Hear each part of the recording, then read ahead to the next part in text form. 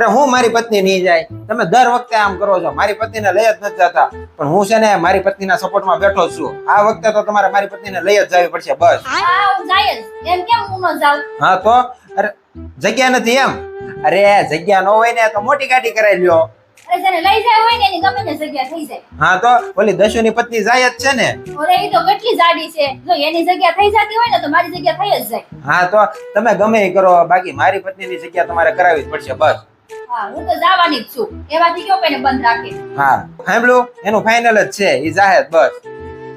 હા દર વખતે આમ કરે, તને લઈ જ ન જાય. આ તું કઈ બોલતી નથી ને એટલે. ભોળા માણસ હોય ને એને યારે જાવું થાય, એટલે મને કોઈ ન લઈ જાય. પણ જવાનું છે ક્યાં? પાગલખાને.